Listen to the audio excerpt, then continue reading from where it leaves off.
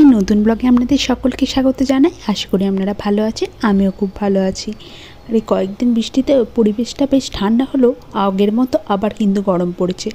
এই গরমটা আবার প্রচণ্ড ভ্যাপসা। রোদের তাপ সেরকম না থাকলেও চারপাশটা বেশ গরম হয়ে গেছে। বিকেলবেলা হয়ে গেছে, তবুও দেখুন চারপাশটা একদম থমথম করছে। হাওয়া নেই, হাওয়া দিলেও সেটা প্রচণ্ড গরম। গাছগুলোতে এখন ফুল বেশ কমে গেছে। এই একটা দুটোতে কাগজ ফুল আর অল্প ছোট ছোট গোলাপ হচ্ছে। গোলাপের সাইজগুলো আগের থেকে প্রচণ্ড ছোট হয়ে গেছে। আর দেখুন এই অ্যাডেনিয়ামটায় একটা ফুল এসছে, আরও গোটা কত ফুটেছিল কিন্তু সেগুলো সব ঝরে পড়ে গেছে। আমাদের এই আম্রপালি আম গাছটায় কয়েকটা আম এসেছে। এর আগের বছর বেশ অনেক আম এসেছিল। বড় বড় গাছ দুটোতে তো কোনো আমই আসেনি, শুধু গাছগুলো পাতায় পাতায় একদম সবুজ হয়ে রয়েছে। যদিও দেখতে ভালো লাগে, কিন্তু গাছ ভর্তি আম এলে আরও ভালো লাগতো। বেশ পাকা পাকা আম খেতে খুব ভালো লাগে। আর গাছটা যদি আম গাছপাড়া করা হয় আমগুলো, তাহলে খুবই মিষ্টি হয়।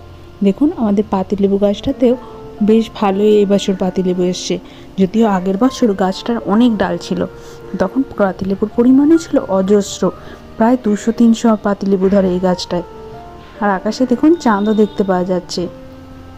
চারপাশটা বেশ সুন্দর স্নিগ্ধ লাগলো, বেশ গরমও আছে, সহ্য করায় দায়। আর এদিকে দেখুন ফ্রিজেতে রাখা তরমুজও কেটে নিয়েছি, ওপর থেকে ছড়িয়ে দিয়েছে বিটনুন। এভাবে তরমুজ খেতে দারুণ লাগে।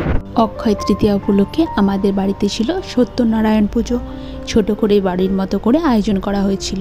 সেই জন্যে দেখুন পুজোর জন্য সমস্ত এখানে গুছিয়ে নেওয়া হয়েছে। এখানে আয়োজনে সেরকম কিছু ব্যবস্থা না হলেও যা যা দরকার তার সব কিছুই করা হয়েছিল।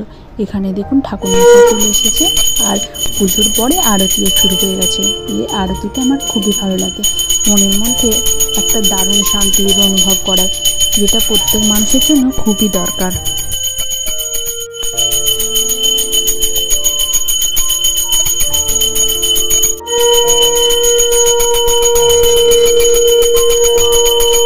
খুব ভালোভাবে আমাদের পুজো সম্পূর্ণ হয়েছে। ভিডিওটি ভালো লাগলে লাইক, কমেন্ট, শেয়ার করতে ভুলবেন না। আর নতুন বন্ধু হলে সাবস্ক্রাইব করে পাশে থাকার চেষ্টা করবেন। ধন্যবাদ।